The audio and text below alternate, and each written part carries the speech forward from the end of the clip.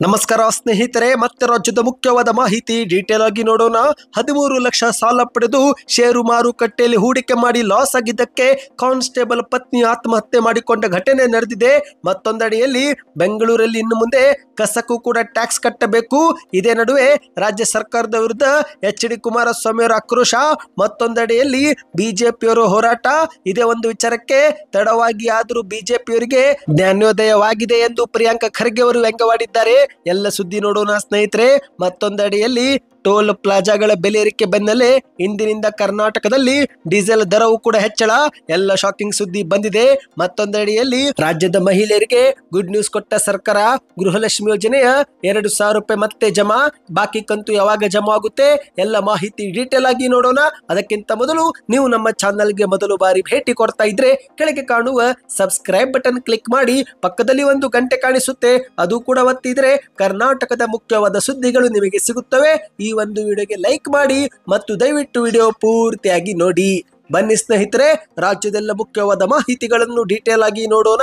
ಈಗ ಉತ್ತರ ಪ್ರದೇಶ ರಾಜ್ಯದಲ್ಲಿ 13 ಲಕ್ಷ ಸಾಲ ಪಡೆದುಕೊಂಡು ಷೇರು ಮಾರುಕಟ್ಟೆಯಲ್ಲಿ ಹೂಡಿಕೆ ಮಾಡಿದ್ದಂತ ನವ ವಿವಾಹಿತೆ ಒಬ್ಬರು ಲಾಸ್ ಆಗಿದ್ದಕ್ಕೆ ಆತ್ಮಹತ್ಯೆಗೆ ಶರಣಾಗಿದ್ದಾರೆ. ಹೌದು, ಉತ್ತರ ಪ್ರದೇಶದ ಬಾಗಪತ್ನಲ್ಲಿ ನವ ವಿವಾಹಿತ ಮಹಿಳೆಯ ಶವ ಪತ್ತೆಯಾಗಿದೆ. ಮೃತ ವ್ಯಕ್ತಿಯು ಬಬ್ಲಿ ಎಂದು ಹೇಳಲಾಗುತ್ತಿದ್ದು ಕಾನ್ಸ್ಟೇಬಲ್ ಪತ್ನಿಯಾಗಿದ್ದರಂತೆ. ಫೆಬ್ರವರಿಯಲ್ಲಿ ಮದುವೆ ಕೂಡ ಆಗಿದ್ದು, ಆದರೆ ಇತ್ತೀಚೆಗೆ ಕೋಣೆಯಲ್ಲಿ ಅವರು ಶವವಾಗಿ ಪತ್ತೆಯಾಗಿದ್ದಾರೆ. ಮಾಹಿತಿಯ ಪ್ರಕಾರ ಷೇರು ಮಾರುಕಟ್ಟೆಯಲ್ಲಿ ಹೂಡಿಕೆ ಮಾಡಲು ಅವರು ಬ್ಯಾಂಕುಗಳಿಂದ ಮತ್ತು ಇತರರಿಂದ 13 ಲಕ್ಷವರೆಗೆ ಸಾಲ ಪಡೆದುಕೊಂಡಿದ್ದರಂತೆ.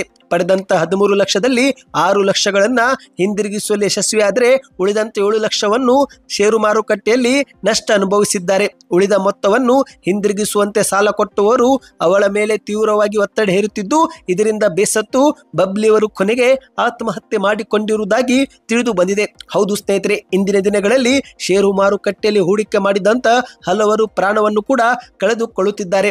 ಹೌದು, ಷೇರು ಮಾರುಕಟ್ಟೆ ಒಬ್ಬರಿಗೆ ಹಣ ಕೊಡ್ತಾ ಇದೆ ಅಂದ್ರೆ ಮತ್ತೊಬ್ಬರಿಂದ ಹಣ ಕಿತ್ತುಕೊಳ್ಳುತ್ತೆ ಸ್ನೇಹಿತರೆ. ಹಾಗಾಗಿ ಹೂಡಿಕೆ ಮಾಡುವಾಗ 100 ಸಲ ಯೋಚನೆ ಮಾಡಬೇಕು. ಹೌದು, ಪ್ರತಿಯೊಬ್ಬರು ಕೂಡ ಷೇರು ಮಾರುಕಟ್ಟೆಯಲ್ಲಿ ಲಾಭ ಗಳಿಸಲು ಸಾಧ್ಯವಾಗೋದಿಲ್ಲ ಸ್ನೇಹಿತರೆ. ಒಬ್ಬರಿಗೆ ಹಣ ಬರ್ತಾ ಇದೆ ಅಂದ್ರೆ ಮತ್ತೊಬ್ಬರು ಹಣವನ್ನ ಕಳೆದುಕೊಳ್ಳುತ್ತಿರುತ್ತಾರೆ. ಇದರಲ್ಲಿ 50-50 ಚಾನ್ಸ್ ಇರುತ್ತೆ ಅಂತಾನೆ ಹೇಳಬಹುದು. ಇದರ ಬಗ್ಗೆ ನಿಮ್ಮ ಅನಿಸಿಕೆಯನ್ನು ನೀವು ಕಮೆಂಟ್ ಮಾಡಿ. ಇನ್ನೀಗ ಎರಡನೇ ಮುಖ್ಯವಾದ ಮಾಹಿತಿಗೆ ಹೋಗೋಣ. ಈಗ ರಾಜ್ಯ ಕರ್ನಾಟಕದಲ್ಲಿ ಹಾಲು, ವಿದ್ಯುತ್, ಮೆಟ್ರೋ, ಬಸ್ ಟಿಕೆಟ್ ದರ ಏರಿಕೆ ಬಂದಲ್ಲೇ ಇದೀಗ ಕಸಕ್ಕೂ ಕೂಡ ಟ್ಯಾಕ್ಸ್ ಕಟ್ಟಬೇಕಂತೆ.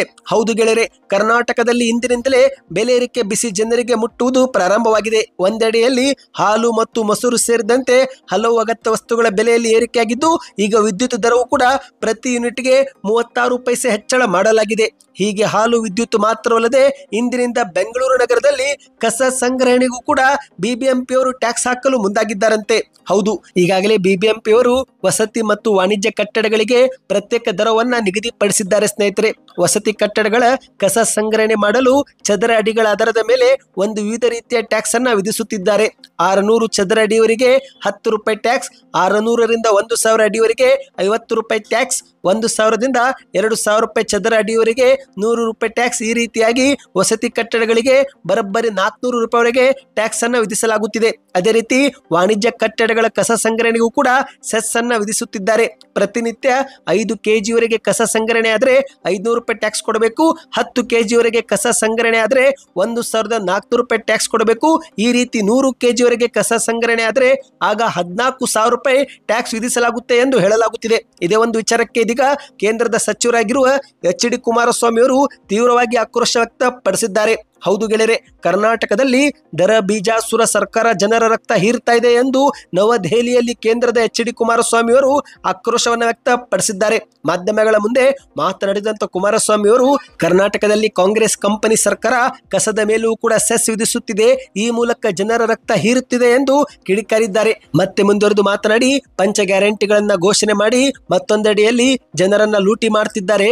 ಭಾರತದ ಮೇಲೆ ಈ ಒಂದು ಹಿಂದೆ ಆಕ್ರಮಣ ನಡೆಸಿ ನಿರಂತರ ಲೂಟಿ ಮಾಡಿದ್ದಂತ ಮಹಮ್ಮದ್ ಗಜನಿ ಮತ್ತು ಮಹಮ್ಮದ್ ಗೋರಿ ಅವರಿಬ್ಬರು ಕೂಡ ನಾಚುವಂತೆ ಇಂದು ರಾಜ್ಯ ಕಾಂಗ್ರೆಸ್ ಸರ್ಕಾರ ದರ ಏರಿಕೆ ದಂಡಯಾತ್ರೆ ನಡೆಸ್ತಾ ಇದೆ ಎಂದು ಕುಮಾರಸ್ವಾಮಿ ಅವರು ಆರೋಪ ಮಾಡಿದ್ದಾರೆ ಸ್ನೇಹಿತರೆ. ಇನ್ನು ಇದೊಂದು ಕಡೆ ಆದರೆ ಮತ್ತೊಂದೆಡೆಯಲ್ಲಿ ಬಿಜೆಪಿ ನಾಯಕರು ಕೂಡ ಈ ಕುರಿತಂತೆ ರಾಜ್ಯಾದ್ಯಂತ ಹೋರಾಟ ಮಾಡಲು ಮುಂದಾಗಿದ್ದಾರೆ. ಹೌದು, ಬಿ.ವಾ. ವಿಜೇಂದ್ರ ಅವರ ನೇತೃತ್ವದಲ್ಲಿ ಕರ್ನಾಟಕದಲ್ಲಿ ಬೆಲೆ ಏರಿಕೆಯನ್ನ ಖಂಡಿಸಿ ರಾಜ್ಯಾದ್ಯಂತ ಬಿಜೆಪಿ ನಾಯಕರು ಹೋರಾಟಕ್ಕೆ ಕರೆ ಕೊಟ್ಟಿದ್ದಾರೆ. ಹಾಲು, ವಿದ್ಯುತ್ ಸೇರಿದಂತೆ ಹಲವು ಅಗತ್ಯ ವಸ್ತುಗಳ ಬೆಲೆ ಏರಿಕೆಯನ್ನ ಖಂಡಿಸಿ ಕರ್ನಾಟಕದಲ್ಲಿ ಬಿಜೆಪಿ ಹೋರಾಟಕ್ಕೆ ಕರೆ ಕೊಟ್ಟಿದೆ. ಇದೇ ಒಂದು ವಿಚಾರಕ್ಕೆ ಪ್ರಿಯಾಂಕ್ ಖರ್ಗೆ ಅವರು ಟಕ್ಕರ್ ಕೊಟ್ಟಿದ್ದಾರೆ. ಹೌದು, ಬಿಜೆಪಿ ನಾಯಕರ ಪ್ರತಿಭಟನೆಗೆ ಐಟಿ-ಬಿಟಿ ಇಲಾಖೆ ಸಚಿವರಾಗಿರುವ ಪ್ರಿಯಾಂಕ್ ಖರ್ಗೆ ಅವರು ಟಾಂಗ್ ಕೊಟ್ಟಿದ್ದಾರೆ. ಬೆಂಗಳೂರಲ್ಲಿ ಸುದ್ದಿಗಾರರೊಂದಿಗೆ ಮಾತನಾಡಿದಂತ ಪ್ರಿಯಾಂಕ್ ಖರ್ಗೆ ಅವರು ಬಿಜೆಪಿಯವರು ಹೋರಾಟ ಮಾಡುತ್ತಿರುವುದು ಬಹಳ ಒಳ್ಳೆಯ ವಿಚಾರ. ತಡವಾಗಿ ಆದರೂ ಬಿಜೆಪಿಯವರಿಗೆ ಜ್ಞಾನೋದಯವಾಗಿದೆ. ಆದರೆ ಬೆಲೆ ಏರಿಕೆ ಪ್ರತಿಭಟನೆ ಕಾಂಗ್ರೆಸ್ ಸರ್ಕಾರದ ವಿರುದ್ಧವಲ್ಲ, ಕೇಂದ್ರ ಸರ್ಕಾರದ ವಿರುದ್ಧ ಇವರು ಮಾಡಬೇಕಾಗಿತ್ತು ಎಂದು ವಾಗ್ದಾಳಿ ಮಾಡಿದ್ದಾರೆ. ಮೋದಿಯವರ ಆರ್ಥಿಕ ನೀತಿಯಿಂದ ಕರ್ನಾಟಕ ಮಾತ್ರವಲ್ಲದೆ ದೇಶಾದ್ಯಂತ ಜನಸಾಮಾನ್ಯರ ಬದುಕು ಇಂದು ಸಂಕಷ್ಟದಲ್ಲಿದೆ. ಇವರು ಪ್ರತಿಭಟನೆ ಮಾಡಬೇಕಾಗಿರುವುದು ಕೇಂದ್ರ ಸರ್ಕಾರದ ವಿರುದ್ಧ, ನಮ್ಮ ಸರ್ಕಾರದ ವಿರುದ್ಧ ಮಾಡಿದ್ರೆ ಏನೂ ಪ್ರಯೋಜನವಿಲ್ಲ ಎಂದು ಪ್ರಿಯಾಂಕ್ ಖರ್ಗೆ ಅವರು ವ್ಯಂಗ್ಯವಾಡಿದ್ದಾರೆ. ಈಗ ಬಿಜೆಪಿಯಲ್ಲಿ ಬಸವನಗೌಡ ಪಾಟೀಲ್ ಯತ್ನಾಳ್ ಮತ್ತು ವಿಜೇಂದ್ರ ನಡುವೆ ಸಮರ ನಡೀತಾ ಇದೆ. ಇದನ್ನ ಮುಚ್ಚಿ ಹಾಕಲು ಇವರು ಪ್ರತಿಭಟನೆಯ ಪ್ಲಾನ್ ಮಾಡಿದ್ದಾರೆ. ಇಂದು ಬಿಜೆಪಿಯವರಿಗೆ ನೈತಿಕತೆ, ಸಾಮರ್ಥ್ಯ ಇಲ್ಲ, ಒಟ್ಟಿನಲ್ಲಿ ಬಿಜೆಪಿಯಲ್ಲಿ ಒಗ್ಗಟ್ಟೇ ಇಲ್ಲ ಎಂದು ವಾಗ್ದಾಳಿ ಮಾಡಿದ್ದಾರೆ. ಇದೀಗ ಮತ್ತೊಂದು ಮುಖ್ಯವಾದ ಮಾಹಿತಿಗೆ ಹೋಗೋಣ ಸ್ನೇಹಿತರೆ. ಅದಕ್ಕೂ ಮೊದಲು ಈ ಒಂದು ವಿಡಿಯೋಗೆ ಲೈಕ್ ಮಾಡಿ ಮತ್ತು ನಮ್ಮ ಚಾನಲ್ಗೆ ಸಬ್ಸ್ಕ್ರೈಬ್ ಆಗಿಲ್ಲವೆಂದ್ರೆ ಈಗಲೇ ಸಬ್ಸ್ಕ್ರೈಬ್ ಮಾಡಿ. ಇದೀಗ ಮತ್ತೊಂದು ಮುಖ್ಯವಾದ ಮಾಹಿತಿಗೆ ಹೋಗೋಣ. ಈಗ ಕರ್ನಾಟಕದಲ್ಲಿ ಬೆಲೆ ಏರಿಕೆಯಿಂದ ಜನರು ಮೊದಲೇ ಕಂಗಾಲಾಗಿ ಹೋಗಿದ್ದು, ಇತ್ತೀಚೆಗೆ ಏಪ್ರಿಲ್ 1ರಿಂದ ಹಾಲಿನ ಬೆಲೆಯಲ್ಲಿ ಪ್ರತಿ ಲೀಟರ್ಗೆ 4 ರೂಪಾಯಿ ಏರಿಕೆ ಮಾಡಿದ್ದಾಯ್ತು. ಮತ್ತೊಂದೆಡೆಯಲ್ಲಿ ವಿದ್ಯುತ್ ದರವೂ ಕೂಡ ಏರಿಕೆ ಮಾಡಿದ್ದಾಯ್ತು. ಕಸದ ಮೇಲೂ ಕೂಡ ಸೆಸ್ ಹಾಕಲಾಗುತ್ತಿದೆ. ಇಷ್ಟೆಲ್ಲ ಸಂಕಷ್ಟಗಳ ನಡುವೆ ಇದೀಗ ರಾಜ್ಯದ ಕಾಂಗ್ರೆಸ್ ಸರ್ಕಾರ ವಾಹನ ಸವಾರರಿಗೆ ಮತ್ತೊಂದು ಶಾಕ್ ಕೊಟ್ಟಿದೆ.